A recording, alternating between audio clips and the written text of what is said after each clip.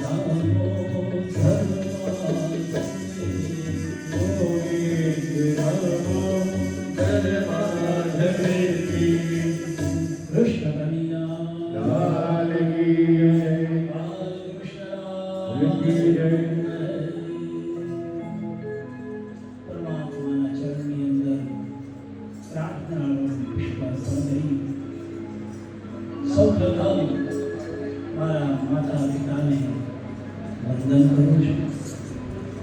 કેમ? માતા પિતા શરીર આપે છે. બીજા મારા બુદ્ધિને પ્રણામ કરું છું. કારણ કે મન, બુદ્ધિ, ચિત્તનું ઘડતર કરનાર ગુરુ છે.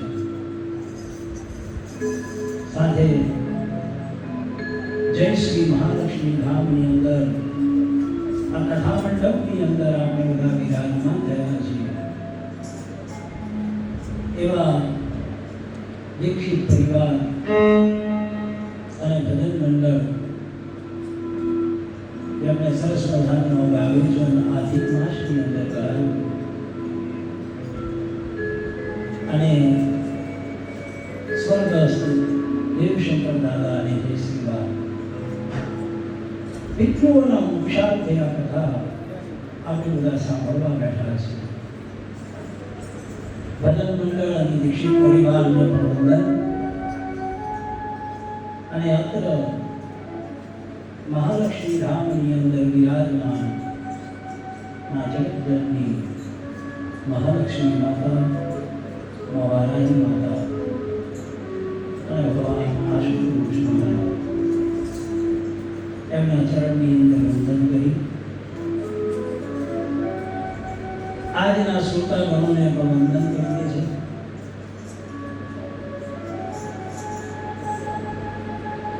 વાગ્યાનો સમય કાલે કીધું હતું એ પ્રમાણે છે તો અઘરો.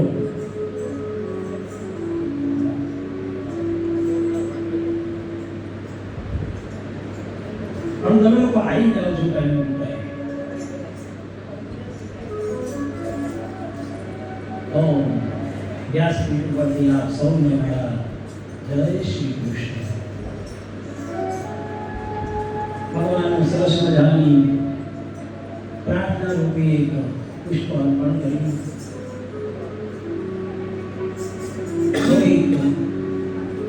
ઊંઘ ઉડાડીએ. કથાની અંદર મન લાગે એ માટે ભગવાનનું સંકીર્તન કરી અને આજે બીજા દિવસની કથાની અંદર આપણે પ્રવેશ કરીએ. Krishna Govind Govind Gopala, Krishna Govind Govind Gopala, Krishna Govind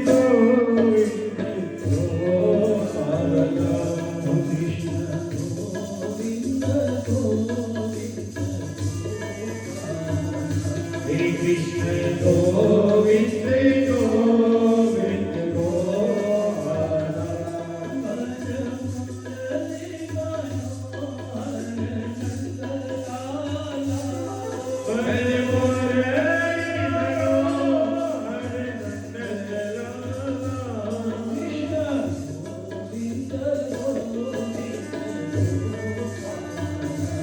Krishna Govinda Govinda Gopala.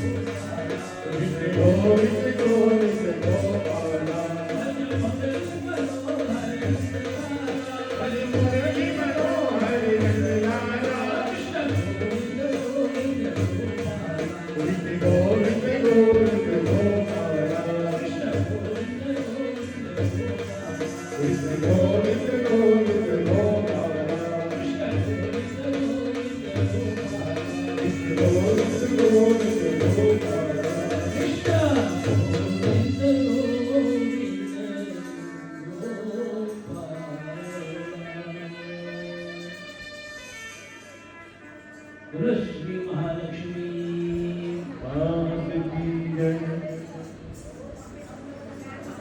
Krishna Kanhaiya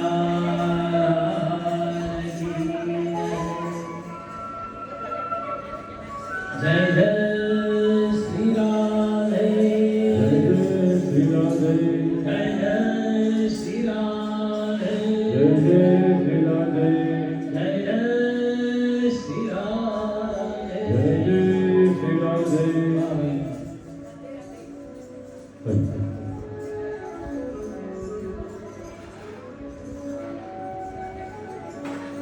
भैया बोला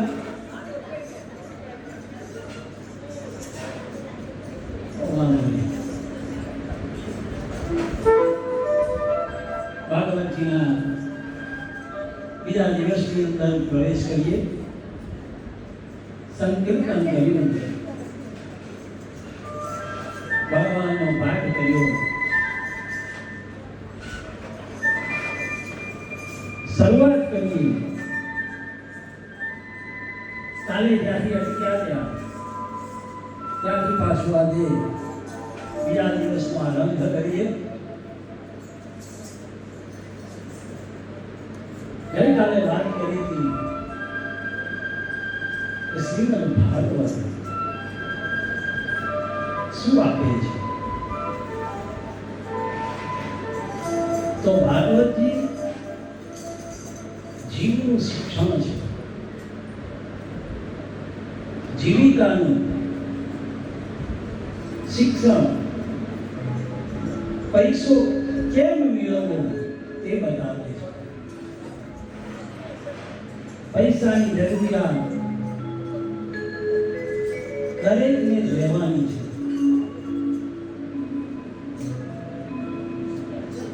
પૈસાને સાધન જરૂર માનવું પણ સાધ્ય નહીં કારણ કે સાધ્ય જોવાનું જોઈએ તો એક જ છે એ છે પરમાત્મા પણ આ કળિયુગની અંદર પૈસો કેવો થઈ ગયો છે પૈસો મારો પરમેશ્વર બૈરી મારી ગુરુ છૈયા છોકરા શાલિગ્રામ સેવા કોણ કરે આ કળિયુગની અંદર સાધન કયું છે તો કે પૈસો સાધન થઈ ગયો છે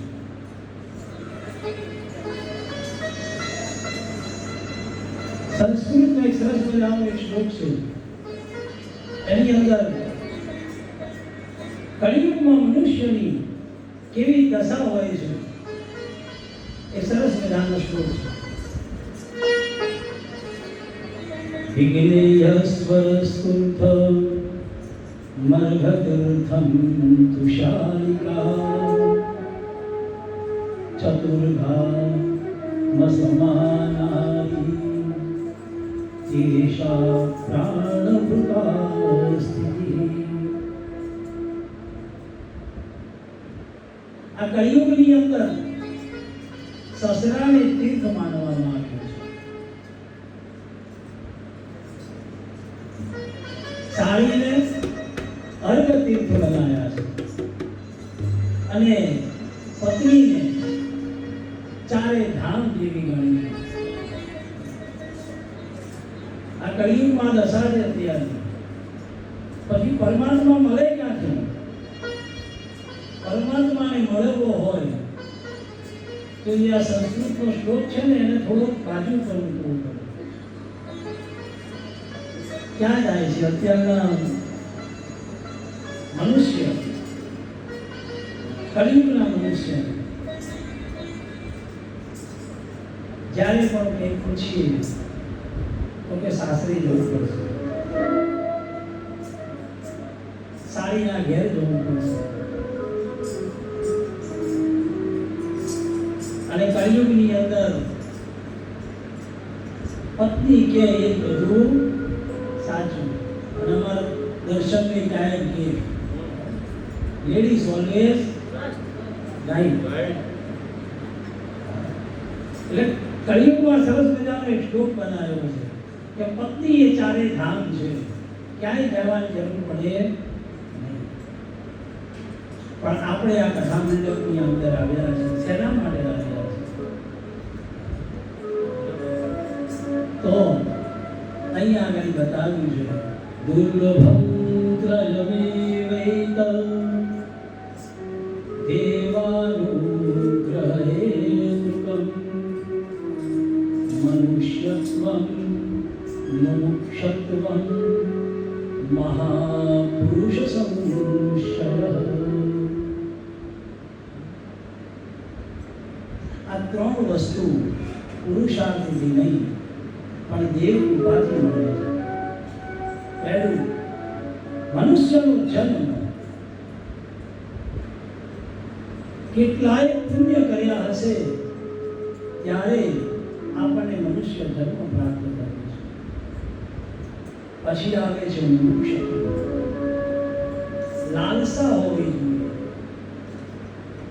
જોઈએ. 84 લાખ યોગીની અંદર ભ્રમણ કરતા એક મનુષ્ય લોક, મનુષ્ય માત્ર એવો છે કે એને બધી જ ઇન્દ્રિયો છે અને એ ઇન્દ્રિયો થકી પરમાત્માને પામી શકવાની તાકાત ધરાવે છે. એટલે વિવેક ચૂડામણીની અંદર આ શ્લોક આવ્યો છે મનુષ્યત્વં મોક્ષત્વં મહાપુરુષ સંશ્રયઃ. મનુષ્ય જન્માંતર પૂરા થઈ જાય તો પણ મનુષ્ય જન્મ નથી મળતો. અને જ્યારે મળે છે ત્યારે એની લાલસાઓ ઓછી થતી નથી. દેવતાઓ પણ પરમાત્માને પ્રાર્થના કરે છે કે મને આ મનુષ્ય પૃથ્વી લોકની અંદર મનુષ્ય બનાવીને મોકલો. ત્યારે પરમાત્મા કહે છે મેં તમને અમૃત પાઈ દીધું છે,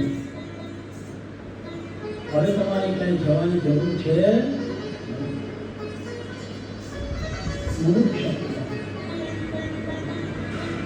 તરસ લાગી પણ કઈ તો કે છે મુક્તિની તરસ.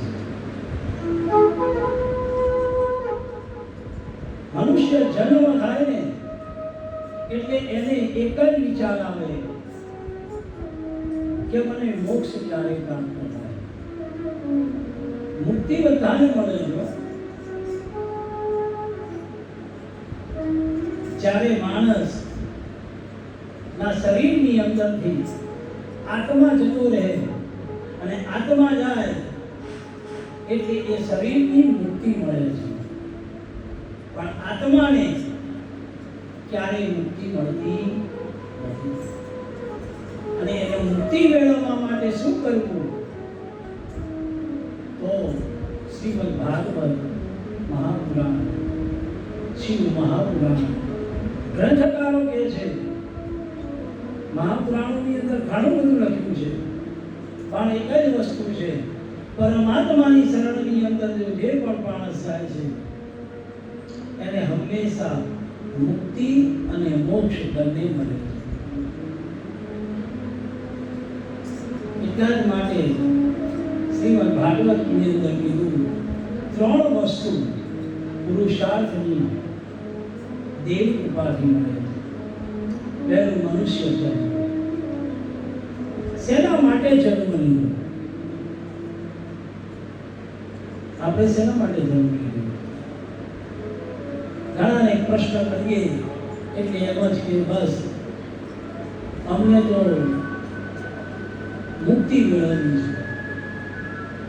ઘણા કે મોક્ષ મેળવવો છે, ઘણા કે અમારે પૈસો મેળવવો છે, ઘણા કે ધન મેળવવું છે, ઘણા એવું કે અમારે તો ભાઈ આગળ રોજ વધવું છે. પણ ના, આ મનુષ્ય જન્મ એ દુર્લભ છે. માણસ જન્મે છે અને મરણ પામે છે.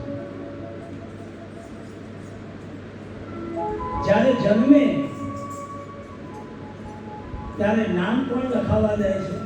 બર્થ સર્ટિફિકેટ કરાવી ને કોણ કરાવે? તો બર્થ સર્ટિફિકેટ પણ પિતાશ્રી કરાવે. અને જ્યારે જઈએ ત્યાર પછી પણ ડેથ સર્ટિફિકેટ લેવા પણ સંતાનો જાય. પિતા સર્ટિફિકેટ, જન્મનું સર્ટિફિકેટ લેવા જાય છે અને દીકરો કે ભાઈ કોઈ પણ હશે એ મરણનું સર્ટિફિકેટ લે છે. એટલે પરમાત્મા કહે છે આ જે બે સર્ટિફિકેટની અંદરનું અંતર છે ને એ જ આપણે પાસ કરવાનું છે. આ આપણી બધી પરીક્ષાઓ છે અને પરીક્ષામાંથી પાસ થવું એ જ પરમાત્માની લીલા છે. તરસ હોવી જોઈએ મુક્તિ. કયું? તો કીધું મુક્તિની તરસ હોવી જોઈએ. આ શરીરને સંધારવાની જરૂર નથી.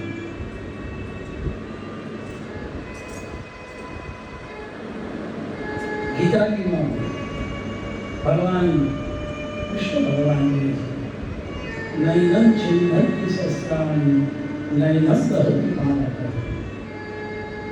આત્માને કોઈ મારી શકતું નથી, આત્માને કોઈ વિંધી શકતું નથી, આત્માને કોઈ બાળી શકતું નથી. પણ આ જે શરીર છે એ બળી જાય છે, પણ જે આત્મા છે એ ફરીથી બીજી યોનિમાં જન્મ લેવા માટે તત્પર થઈ જાય છે. એટલે આ શ્લોકની અંદર લખ્યું મોક્ષ. તમારું જીવન કેવું હોવું જોઈએ? ભાગવતજી કહે છે કે જેમ નાના દ્રષ્ટાંત સાથે સમજાવીએ. એક ગાડીની અંદર એક શેઠ અને એક સંત બંને જણા જતા હતા. કોઈ સ્ટેશન આવ્યું. છોકરો, પહેલાના જમાનામાં તો ફરવો અને મોટરો નથી. અત્યારે તો આપણે ઘરમાંથી બધા મોટરો લઈ જઈએ છીએ. 10-20 રૂપિયાની મોટર મળી ગઈ. પણ પહેલાં તો ગાડી ચાલે, સ્ટેશન આવે એટલે લોકો બૂમો પાડતા પાડતા આવે પાણી પાણી પાણી પાણી. એક છોકરો નાનો પાણી વેચવાની ગયો અને પાણી વેચતા વેચતા પેલા શેઠ પાસે આવ્યો. શેઠે પૂછ્યું કેટલાનું? એ વખતની વાત છે. ત્યારે પેલા છોકરાએ કીધું 10 પૈસા. વેલ્યુ હતી એ વખતે. એ વખતે શેઠ કહે છે 5 પૈસામાં પૂછો. છોકરાએ મોં મચકોડી આગળ જતો. પેલા બાજુમાં સંત બેઠા હતા, એમને વિચાર આવ્યો કે આ છોકરો મોઢું મચકોડી કેમ જતો? ત્યારે વાર હતી, ગાડી ઉપડવાની હતી એટલે સ્ટેશન ઉપરથી ગાડીમાંથી પેલા સંત નીચે ઉતર્યા. પેલા છોકરાને બોલાવે છે અમે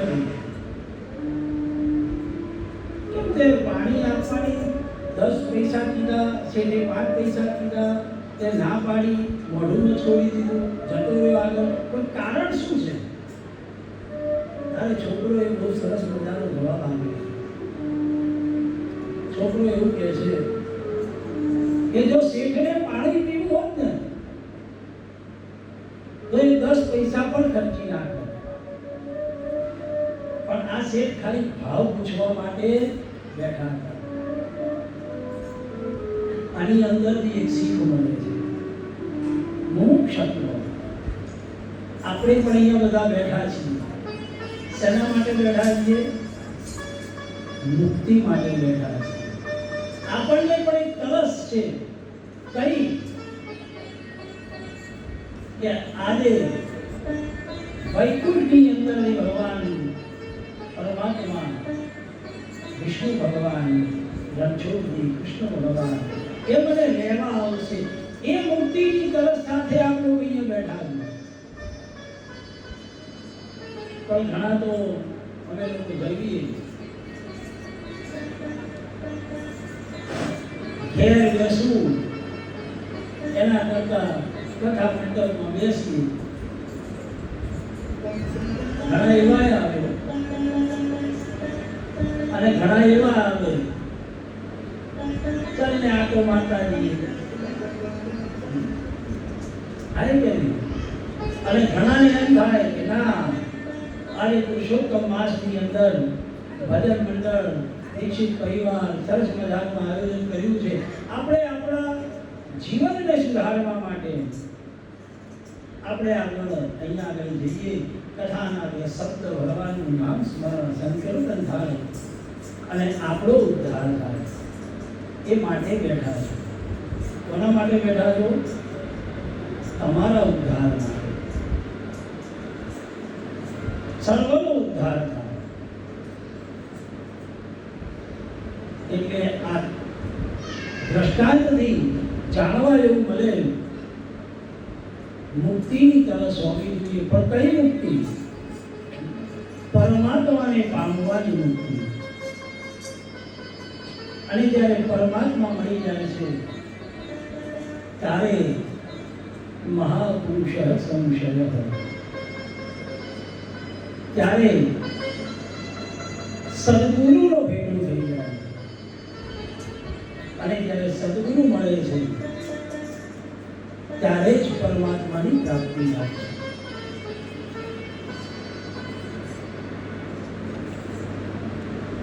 અને ગીતાજીના 9મા અધ્યાયની અંદર 22મા શ્લોકનો પાછળનો પદ છે.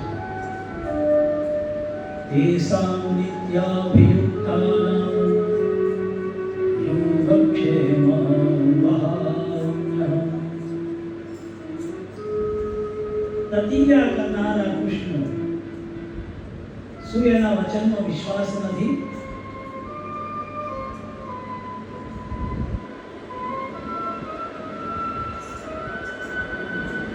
આ કથાની અંદરથી એક વખત આપણે જો અહીંયાથી ઊભા થઈને બહાર નીકળી ગયા ને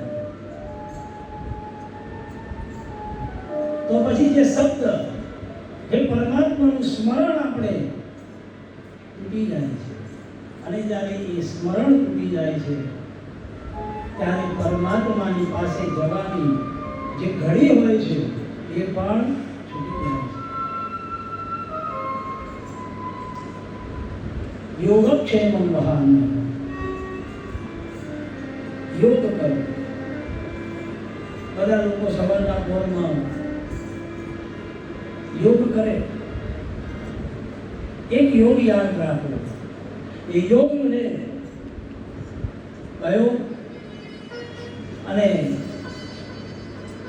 ટેવ પાડવાની ભાગવતજી બતાવે છે. ટેવ પાડવાની. શેની ટેવ પાડવાની? અને નશો કરો તો કેનો નશો કરો? મારા ઠાકોરજીનો નશો કરો. નશા કરવા માટે તો ઘણી બધી વસ્તુઓ છે, પણ એ ફક્ત ક્ષણ માત્રની છે. પણ એક જ નશો છે જે આખા જન્મો સુધી એ નશાને ગણવાનું પડે. અને સરસ મજાની એક ટેવ પાડો. કઈ ટેવ છે? એવું કીધેલું છે 1 કલાક ગીતાજીના કે જે તમારા ઘરમાં પુસ્તકો હોય એનું વાંચન કરો. કદાચ પુસ્તક નથી, ગીતાજી નથી, રામાયણ નથી, ભાગવતજી નથી, શિવપુરાણ કોઈ પણ ગ્રંથ ના હોય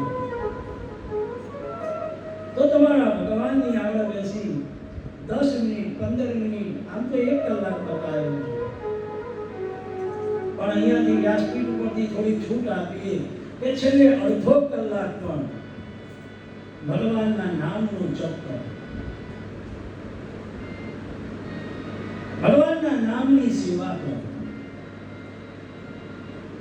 અને જ્યારે ભગવાનના નામનું જપ સેવા કરીએ છીએ ત્યારે ભગવાન ક્યારે પોતે આવતા નથી. ભગવાન એક સદગુરુ મોકલે છે અને સદગુરુ થકી જ્ઞાનની પ્રાપ્તિ થાય છે, ત્યારે એ ભગવાન મળે છે.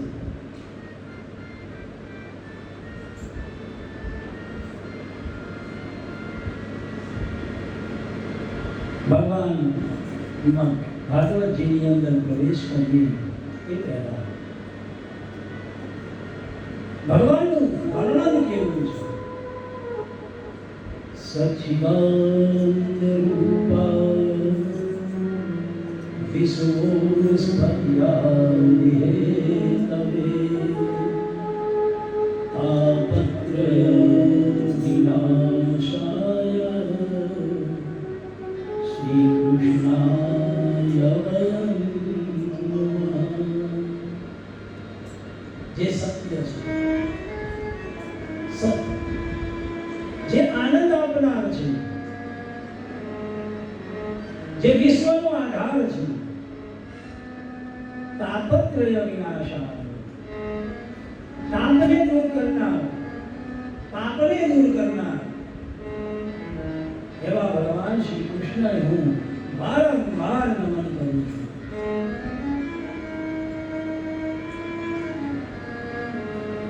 બ્રહ્મ સત ચિત્ત અને આનંદ રૂપ છે. પરમ બ્રહ્મ કોણ છે? તો ભાગવતજીની અંદર લખ્યું છે પરમ બ્રહ્મ પરમ ધામમ પવિત્રમ મંગલમ.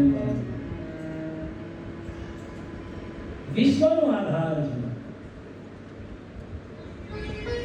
વયમ નુમઃ વારંવાર નમન કરો. જેમ ભગવાન શિવને નમન કરીએ છીએ, આપણે ભગવાનની વાત કાલે ભાગવતની વાત કરી, આજે ભગવાનની વાત કરી. જે 5નો અધિષ્ઠાતા દેવ છે, ભૂમિ ગગન અગ્નિ વાયુ અને જળ, દરેક જગ્યા ઉપર એ સમાયેલ છે.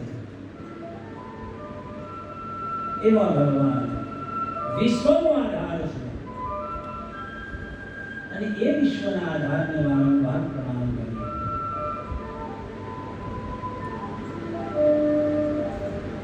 આ વાત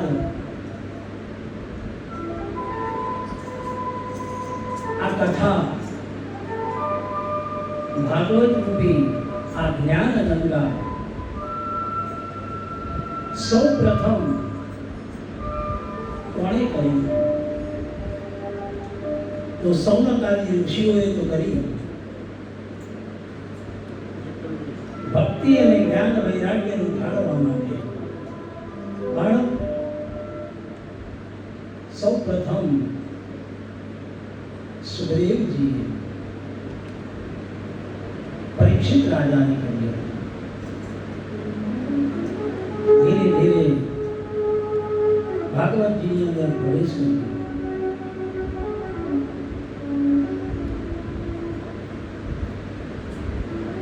સુખદેવજીનો જન્મ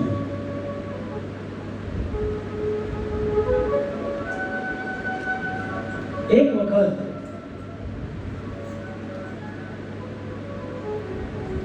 માં પાર્વતીજી અને મહાદેવજી ભ્રમણ માટે નીકળ્યા હતા અને ભ્રમણ કરતા કરતા કરતા દ્રૌપદીના મનની અંદર વિચાર આવ્યો કે મારે બ્રહ્મ જ્ઞાન મેળવવું છે.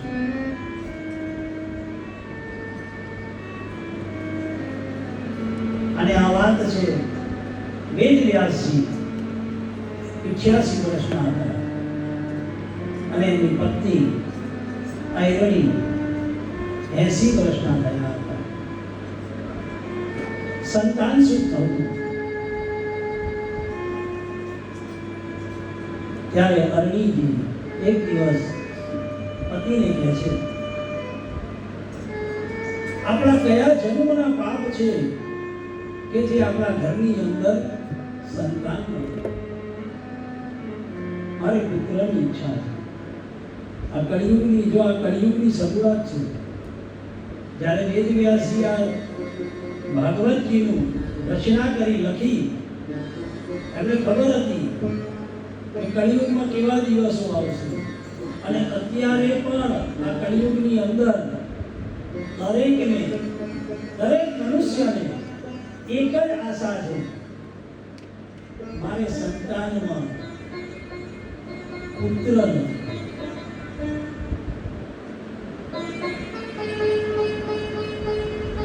પુત્રી આવે, સંતાનમાં દીકરી થાય, જન્મ થાય.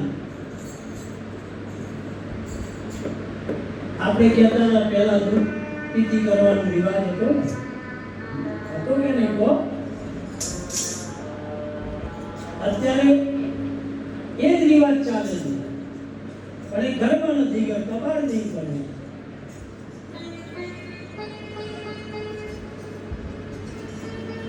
અને હજુ પણ લોકોને એક લાલસા છે, પુત્ર સંતાનમાં પુત્ર જન્મે, પુત્ર જન્મે. અને કાલે આપણે વાત કરી હતી પુત્રની સંતાન બાબતમાં. પુત્ર કેવો હોવો જોઈએ? તારે એવું કીધું છે, મા બાપની સાર સંભાળ રાખે, માન અને સન્માન રાખે એવા પુત્ર જન્મે ને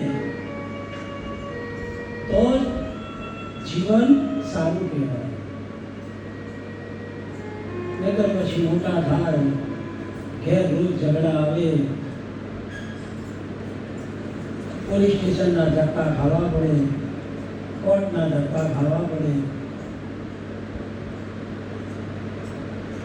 પેટે પાટા બાંધી સંતાનોને મોટા કરો, અને પછી એ જ સંતાન ધક્કો મારી અને વૃદ્ધાશ્રમમાં જાય.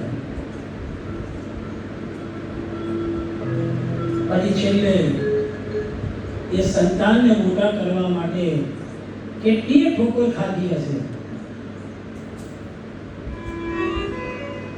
અને જ્યારે મા બાપને વૃદ્ધાશ્રમમાં જાય છે, ત્યારે મા અને બાપની આતરણી કેટલી ઠરે.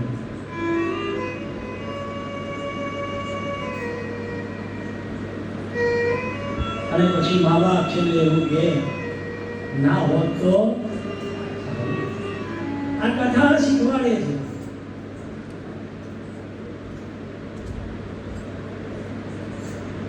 એટલા માટે આ ભાગવત પુરાણો એવું કહે છે કે સંતાનોને પણ લાવો. એક કથાનું જ્ઞાન, ખાલી ભગવાનના નામનું સ્મરણ થશે ને તો પણ એને ખ્યાલ આવશે કે પરમાત્મા કોણ છે, મા બાપ કોણ છે, ગુરુ કોણ છે. એટલે કાલે સવારના આપણે કથાની શરૂઆતમાં બાળકો રમતા હતા, રમવા આવે છે ને આવા દો. અને ઘરડા એવું કે ના ઘરડા થશે ને એટલે એમની બેને સાંભળશે. ઘરડા થયા ને પછી કશું સંભળાતું નથી, પછી કાન જતા રહ્યા હોય છે, લાકડી લઈને ચાલવું પડે છે, આંખે દેખાતું બંધ થઈ ગયું, અંદરથી બધું જતું રહ્યું, મશીન લઈને આવે તોય સંભળાતું નથી, મશીન લગાવ્યું તોય કે મારા જોરથી બોલો, માઇક હોય તોય જોરથી બોલાવવા.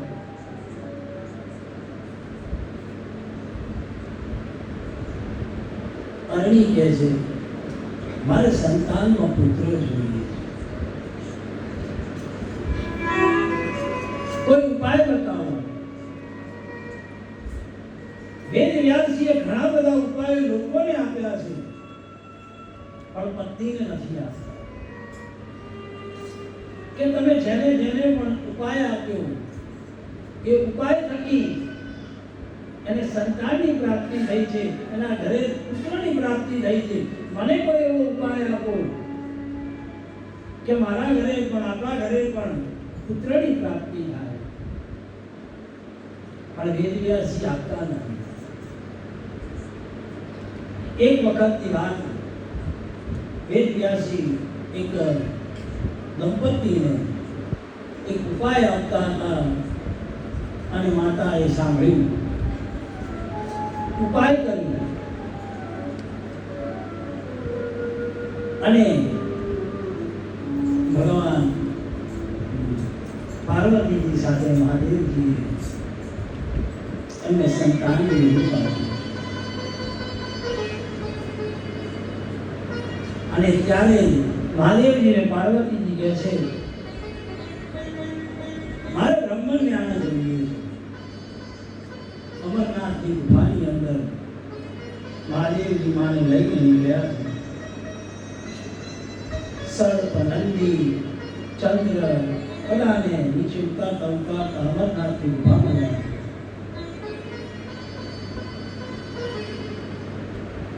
અને ત્યાં જ્ઞાન આપવાની શરૂઆત કરે છે. અને જ્યાં જ્ઞાન આપતા આપતા માં પાર્વતી સૂઈ ગયા છે. અને ત્યાં એક પોપટ હું કરતો અવાજ કરતો જાય. મહાદેવની આંખો બંધ કરી જ્ઞાન આપવાની શરૂઆત કરતા હોય છે. અને જ્યાં સવાર થઈ જ્ઞાન પૂર્ણ થયું, જોયે છે મહાદેવજી તો માતો સૂઈ ગયા છે. તો કા હું કોણ કરે છે? ખબર પડે છે આ તો ગુફાની અંદર ઓલરેડી એક પોપટ બેઠો. મહાદેવજીએ ત્રિશુલ કર્યું, પોપટને મારવા જાય છે. અને પોપટ ઉડતું જે અરણીમાં ગર્ભવતી હતા એમના ગર્ભની અંદર જઈને બેસી જાય છે.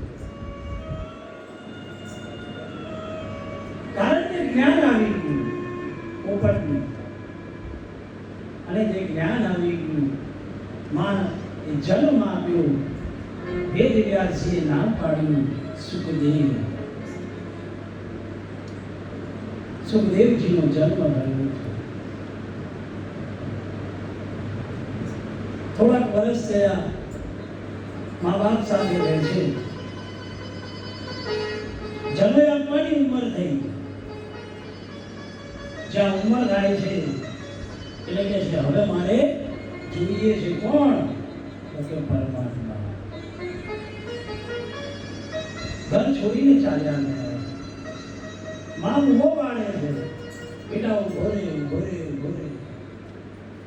પણ એને લાલસા હતી. સુખદેવજીને કઈ લાલસા હતી? પરમાત્માને પામવાની. મુમુક્ષત્વમ મનુષ્યત્વમ મુમુક્ષત્વમ મહાપુરુષ સંશય. આ લાલસા હોવી જોઈએ. તમારા ઘરે પુત્રનો જન્મ થાય અને આપણા ઘરે જ્યારે પુત્રનો જન્મ થાય ત્યારે શું કરીએ? અને બધાનું કોમન નામ હોય, દરેકના ઘેર એક લાલો હોય.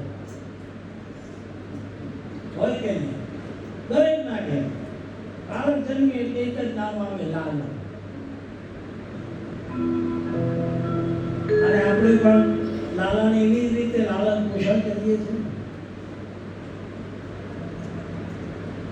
સુદેવજીનો જન્મ થયો, યજ્ઞોપવિતનો સંસ્કારનો સમય આવ્યો, ઘરની બહાર નીકળી જાય છે. પરમાત્માને પામવાની ઈચ્છા છે. સર્પોથી વિકળાયેલો છે, તપ કરે છે, પરમાત્માને પામવા છે. કારણ એમને જે મહાદેવજીએ મા પાર્વતીજીએ જે બ્રહ્મ જ્ઞાન આપતા હતા, એ બ્રહ્મ જ્ઞાન એમને મનની અંદર, જગતની અંદર, એમના રગે રગની અંદર એ ધારણ કરેલું છે. એટલે હવે એક જ લાલસા છે કે મારે પરમાત્માને પામવા છે. અને આ બાજુ વેદ વ્યાસજી નિરાશ થઈ ગયા છે. નારદજી ત્યાંથી પસાર થાય છે. નારદજીને કહે છે વેદ વ્યાસ 17 પુરાણો લખ્યા છે, વેદો લખ્યા છે, બધું લખ્યું છે, પણ મને હજુ પણ અસંતોષ છે. કંઈક એવું લખવું કે જગતમાં બધાનો ઉદ્ધાર થાય. તો કે શું? ત્યારે નારદજી વેદ વ્યાસજીને કહે છે, તમે શ્રીમદ ભાગવતની રચના કરો.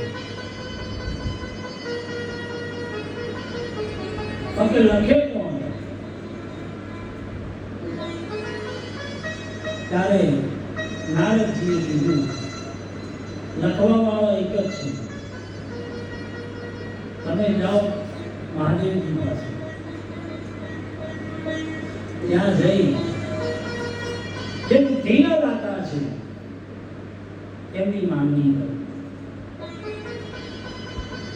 વેદ વ્યાસજી ગયા છે, મહાદેવજીને પ્રાર્થના કરે છે કે આપનો પુત્ર ગણેશજી મને આપો, મારે એક ભાગવતની રચના કરવી છે, લખવું છે.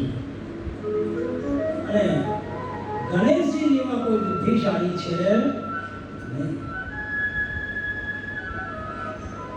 ગણેશજી જાય છે, પણ ગણેશજી કહે છે આવું ખરું તમારી જોડે, લખવાની શરૂઆત કરું પણ મારી પેન ક્યાંય અટકશે નહીં. ત્યારે વેદ વ્યાસજી કહે છે એ એક શરત મૂકે, તમે નહીં, હું એક શ્લોક આપું, એનું એટલું અર્થઘટન કરવાનું કે કળિયુગના માણસ પણ સમજી શકે એવું અર્થઘટન કરી અને લખવાનું.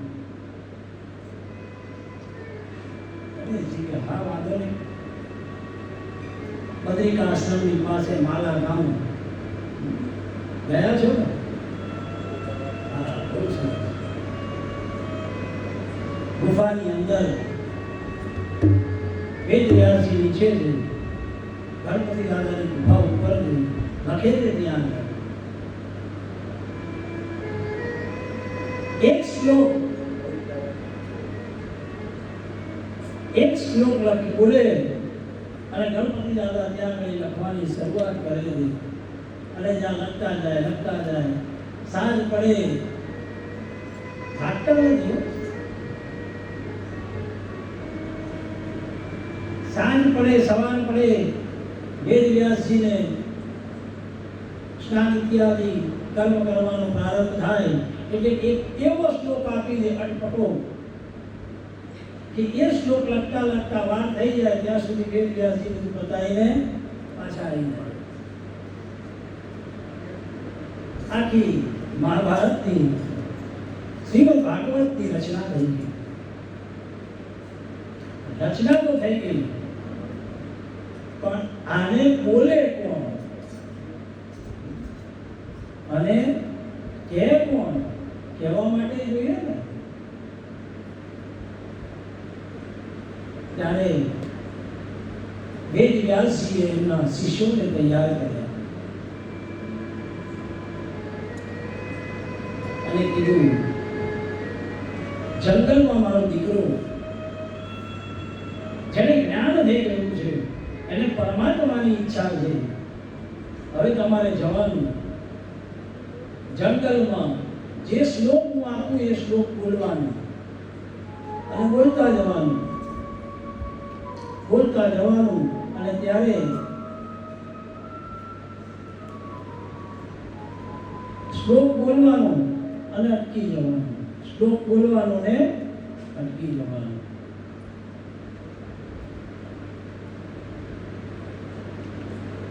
છોકરાઓને શીખવાડ્યું હતું, શિષ્યોને બે શ્લોક શીખવાડ્યા. પરિહાપીડમ નટવર વપુ કર્ણિયો કર્ણિકારમ વિપ્રદ્વાસ કનકવશિષમ વૈજયંતી ક્ષમાલા. આટલું થાય, ગાયો ચરાવતા જાય, શિષ્યો ગાયો ચરાવવા જાય અને આ શ્લોક બોલે. સુખદેવજી સર્પોના ભવનની અંદર બેઠેલા હતા, કારણ કે સર્પ એને કશું નથી કરી શકતો. થોડેક આગળ જાય, પાછો આ શ્લોક બોલે. વરહાપીડમ નટવર વપુ કર્ણયો કર્ણિકારમ વિપ્રદ્વાસ કનકપિશમ વૈજયંતી ક્ષમાલા.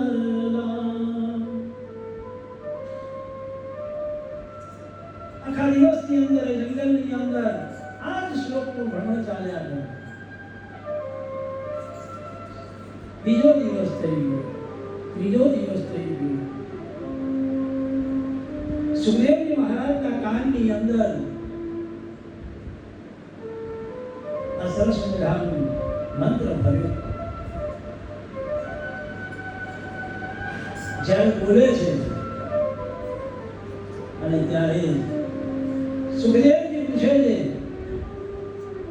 કે આ શ્લોક ક્યાંથી લાવ્યા તમે?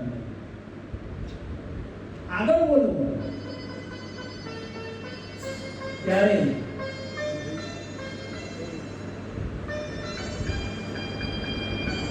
શિષ્યો કહે છે, અમને ગુરુજીએ આટલું શીખવાડ્યું, આનું આગળનું જોવું હોય તો તમે મારા ગુરુજી પાસે આવો. સુખદેવજીને ખબર નથી કે આપણા ગુરુજી કોણ છે. સારું, ચાલો લઈ જાઓ તમારા ગુરુજી જોડે. જ્યારે ગુરુજી પાસે જાય છે, જોવે છે કે મારા પિતાજી છે, વંદન કરે છે અને આખા શ્લોકનું વર્ણન લખાવે છે. બરહાપીડમ નટવર વપુ કર્ણયો કર્ણિકારમ વિપ્રદ્વાસ કનકપિશમ વૈજયંતી ક્ષમાલા.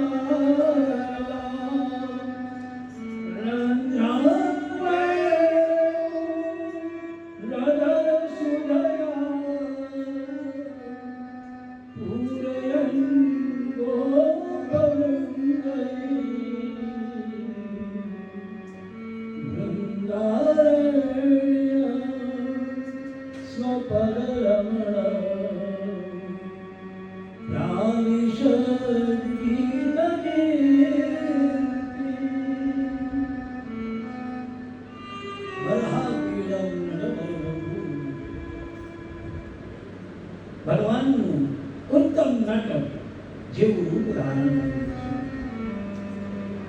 મસ્તક ઉપર મોર પીછું, બંને કાનની અંદર કરણના પૂળો પીળા ફૂલો પહેર્યા, પિતાંબર ધારણ કર્યું છે, વાંસળીના છિદ્રોથી નીચલા હોઠથી અમૃત ભરી ગયા હતા, ગોવાળિયાઓના ટોળા હતા, બંસીનું નામ ભગવાનનું આગમન થયું. આ શ્લોક સુખદેવજીને સાંભળતા વિચાર કરવા લાગ્યા. 5 વર્ષનું બાળક ભગવાન શ્રી કૃષ્ણ સ્વરૂપ કેવું અદભુત હશે. ત્યારે શિષ્યોને પાછું બીજું એક પણ શ્લોક શીખવાડ્યો. અહો મગીયમ સ્તનમૂલરૂઢં ઝિંગા સપાયા યયદત્વસાવી લેભે ગતિત્ર્યાં ચિતतं તુરન્યં સંવાદયાલું શરણં પ્રવેમ. જે પૂતનાએ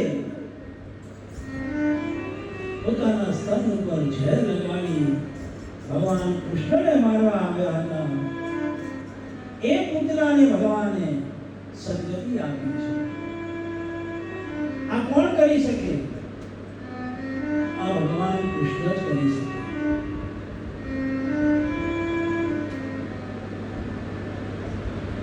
સુખદેવજી ભગવાન વેદવ્યાસજી પાસે આવે છે, અને વેદવ્યાસજી પાસે આવી જ્ઞાન લે છે.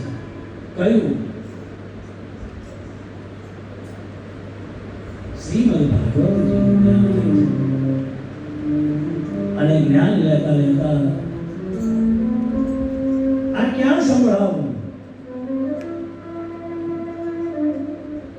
સાંભળવા માટે તો ઉત્તમ શ્રોતા જોઈએ. આજે આપણે બધા બેઠા છીએ,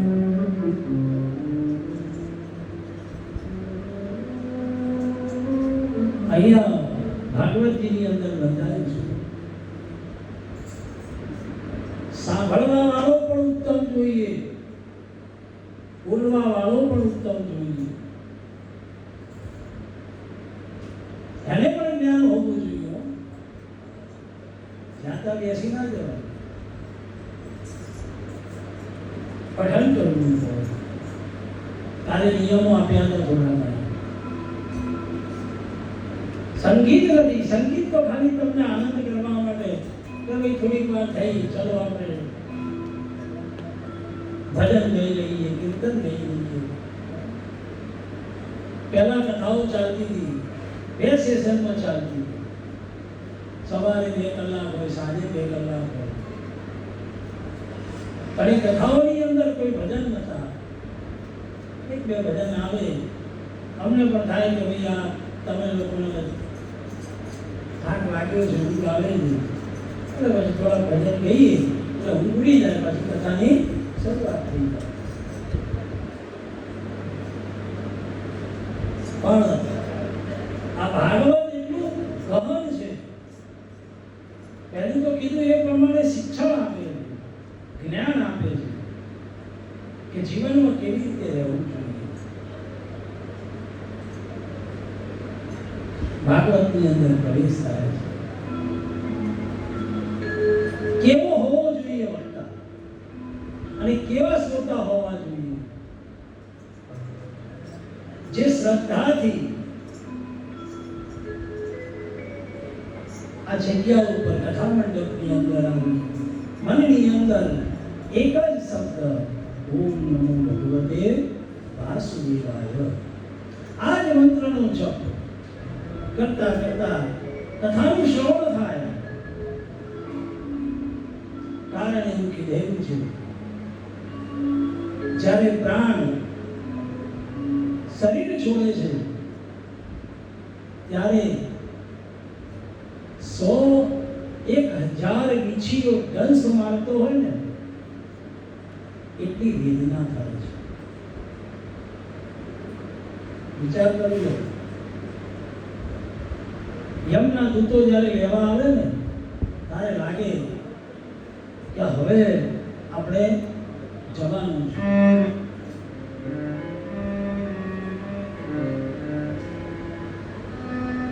કારણ કે હવે દાખલા તરીકે આપણે ઘરમાં ભાડાના મકાનમાં રહેતા હોઈએ,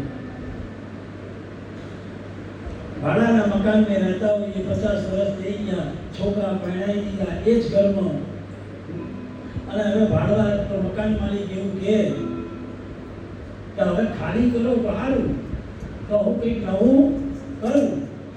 પણ આપણને ઈચ્છા થાય કે ના, આપણે શું કામ ખાલી કર્યું, 50 વર્ષ થઈ ગયા, હવે તો મારું છે. અને મારું કરતા અચ્યુતમ પહોંચી જઈએ, પણ એ ઘર છોડતા નથી. અને જ્યારે કોર્ટ કહી દે કે ભાઈ હવે નીકળો તમે, ત્યારે એ ઘર છોડવાનું જે દુઃખ થાય છે ને, એટલું દુઃખ અંદર રહેલા આત્માને થાય છે.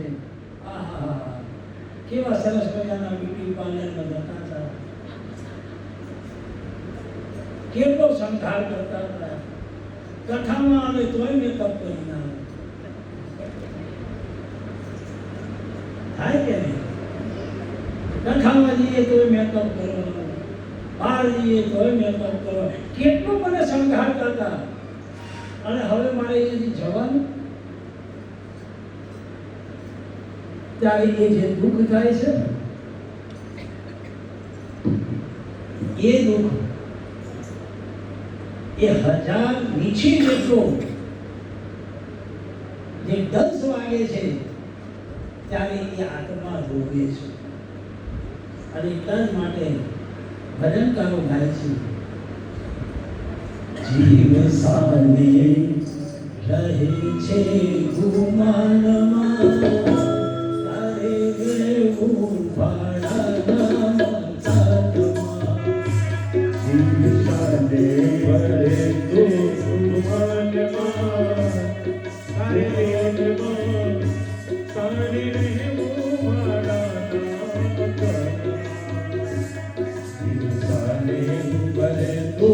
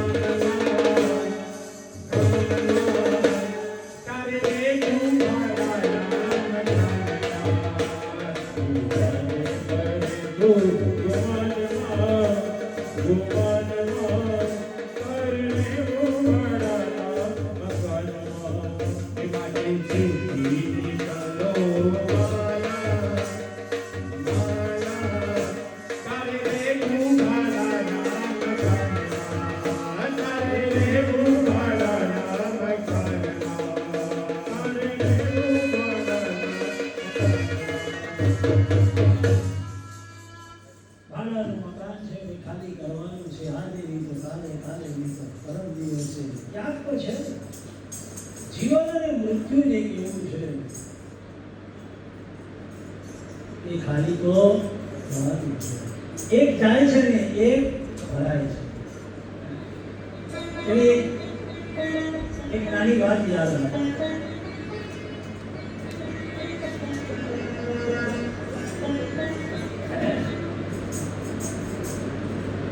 ઘરમાં 5 જણા રહેતા હતા. કેટલા? 5 જણા રહેતા. એક કપલ હતું.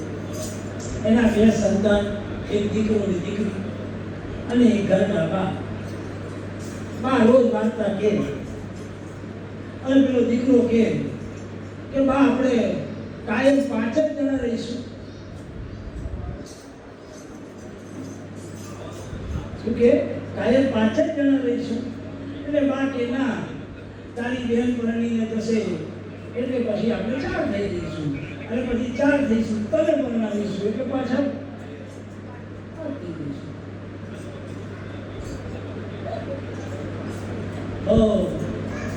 નાનો છોકરો હોશિયાર હતો તો કે બા તમે આમનામાં જ રહેવાના કે જવાના? એટલે પછી બા કે હું જઈશ તો તારો સંતાન આવશે તો પાછા 5 થશે ને. પણ 5મી જે છે ને આ 5 તત્વ એ આપણા શરીરના તત્વો છે. 5 તત્વોની અંદર ભગવાનને સ્થાપિત કરવાના છે. એટલે આ ભાડાનું મકાન ક્યારેક તો ખાલી કરવાનું છે. જેટલું બહારથી શણગારીએ છે ને એના કરતા અંદર રહેલાને શણગારશો ને તો એ પરમાત્મા પાસે પહોંચવાની શક્તિ આપશે. એક ભાગવતજીની અંદર શરૂઆત થઈ ત્યારે કે છે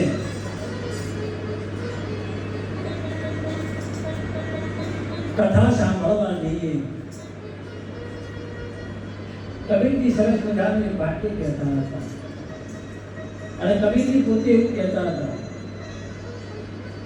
कबीर कुत्ता में राम का और मोती मेरा नाम, गले बीच डोरी प्रेम की वो जीत खींचे कूद जाओ। कबीर जी એવું કહેતા હતા કે હું તો કૂતરો છું, કોનો? તો કે રામ। આ સત્સંગ રૂપી કથાની અંદર ભગવાન બેનો મહિમા બતાવ્યો, એક તિલક અને બીજું તુલસીની માળા, કંઠી આપણે કહીએ। અને એની ઉપરથી મને આજે યાદ આવ્યું, અમે એક જગ્યા ઉપર કાયમ પૂજા કરાવવા જઈએ, અને પૂજા કરાવવા જઈએ ને ત્યારે એમના ઘરમાં બે કૂતરા છે, બે કૂતરા, નાનું છે ટબડિયું અને થોડું મોટું છે, પણ એમને ખબર કે આજે મને પ્રસાદ મળશે। કૂતરાને ખબર છે કે આજે પંડિતજી આવ્યા છે, આજે મને પ્રસાદ મળવાનો છે। અને કયો પાછો? કાજુ કતરી।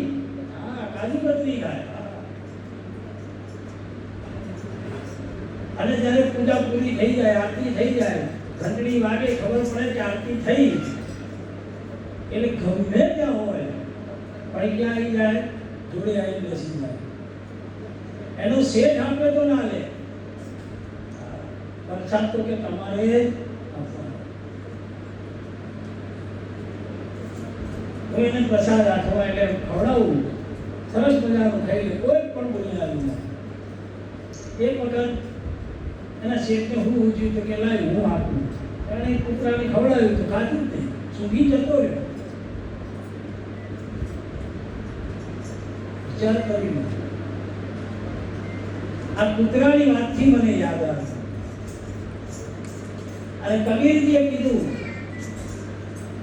કૂતરા મેં રામ का, એટલે પરમાત્માએ કીધું વૈષ્ણવ તિલક કર્યું હશે, ગળામાં તુલસીની માળા પહેરી હશે, એટલે સામેવાળો વ્યક્તિને ખબર પડી જશે કે આ વૈષ્ણવ છે। ભસ્મ ધારણ કરી હશે, રુદ્રાક્ષની માળા ધારણ કરી હશે, એટલે ખબર પડી જશે કે આ શિવપંથી લાગે છે।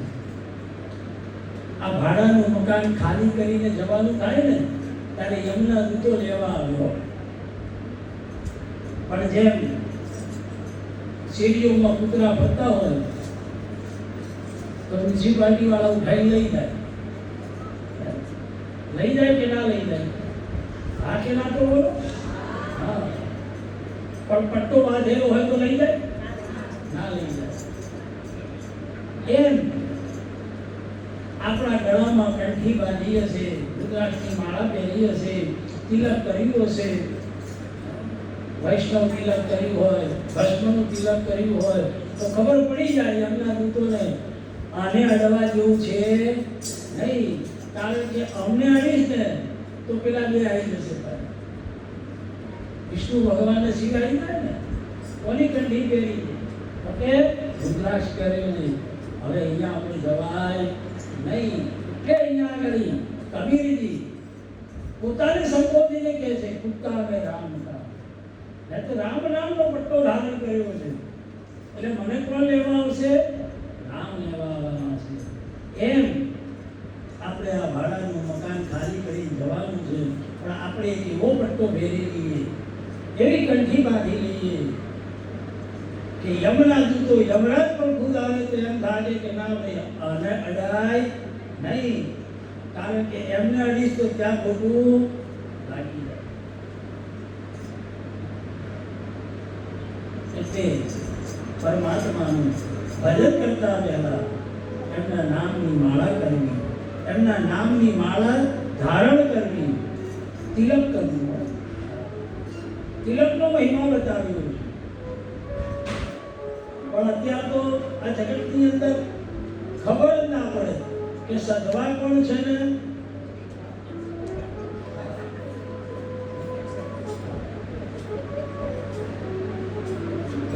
પૂછીએ, કદાચ કોઈ બેન વિધવા થઈ ગયા હોય, અમારા પંડિતો તિલક કરવા જાય એટલે શું કે હાથમાં કરો, ચાલો ચંદનનું તિલક કરાવે, પણ કંકુનું તિલક કરાવે. ઘણા છોકરીઓ અમારે ત્યાં આવે, અમારી જોડે આવે, ચાંદો કરો મારા, એનો મમ્મી ખેંચી લાવે, આગળ ચાંદો કર. એટલે એમને કોકે જોયું હોય કે મારે તો હાથમાં કરાય, તો આપણે હાથમાં જ કરવું, શરમ આવે.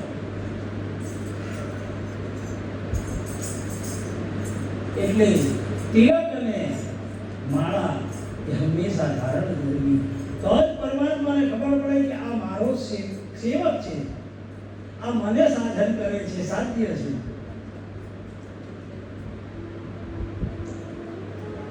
સંન્યાસીઓ પ્રભુની પાસે જાય, પરમાત્માનું ધારણ કરે.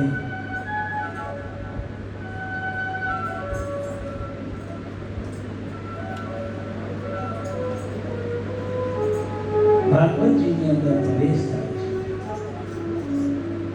શુક્રાચાર્ય પધાર્યા છે અને પુરાણોમાં તિલક સમાન શ્રીમદ ભાગવત પુરાણ છે. જ્ઞાન, ભક્તિ, કર્મ અને વૈરાગ્યનું આમાં નિરૂપણ છે. સાંભળતા, વાંચતા, વિચારતા અને આચરતા ભક્તિથી જીવ મુક્તિને મળે. સ્વર્ગની અંદર પણ કથા દુર્લભ છે. ભગવાનમાં વૈકુંઠ છે, તો વૈકુંઠમાં ભગવાન છે, પણ આ ભગવાનની કથા નથી. એક વખત